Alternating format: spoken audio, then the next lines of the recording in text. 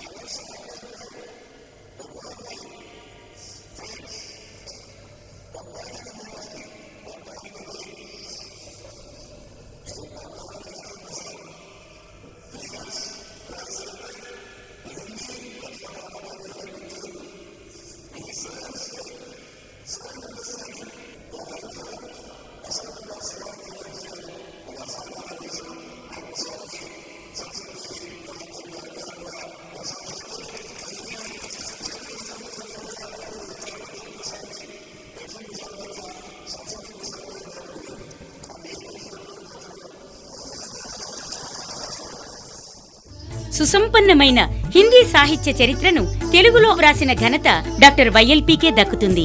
Jnanpith award గ్రహీత doctor C Narayana Reddy, మాజీ ప్రధాని స్వర్గీయ శ్రీ పివి నరసింహారావు గారు చేసిన ప్రశంసలే అందుకు ప్రబల తార్కాణం.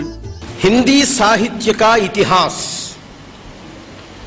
హిందీ సాహిత్య చరిత్ర అనేది 360 పేజీల పర్యంతం విస్తరించిన హిందీ సాహిత్య చరిత్ర తెలుగులో రచించిన ప్రథమ రచయిత యార్లగడ్డ లక్ష్మీప్రసాద్ కావడం విశేషం. నా జననంబును సఫలంబు చేసేద పునర్జన్మంబు లేకుండగన్ అని పోతనామాచ్యుడు అన్నది మా లక్ష్మీప్రసాద్ పట్ల అక్షరాల వర్తిస్తుంది. లక్ష్మీప్రసాద్ రచించిన హిందీ సాహిత్య చరిత్ర ఒకెత్తైతే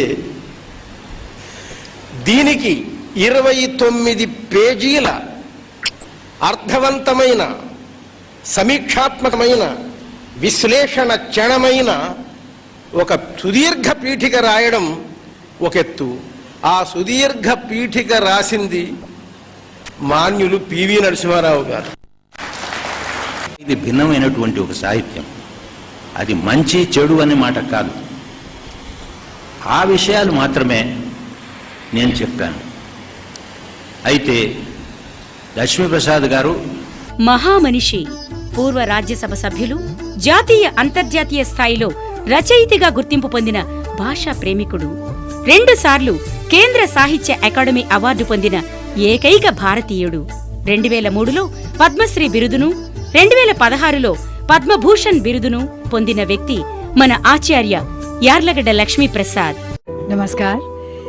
इस वर्ष के पद्म पुरस्कार वितरण समारोह के दूसरे चरण में राष्ट्रपति भवन के दरबार हॉल से आपका स्वागत है। आपसे कुछ ही देर में माननीय राष्ट्रपति श्री प्रणब मुखर्जी द्वारा पद्म पुरस्कार प्रदान किए जाएंगे। डॉक्टर यार्लगड्डा लक्ष्मी प्रसाद साहित्य एवं शिक्षा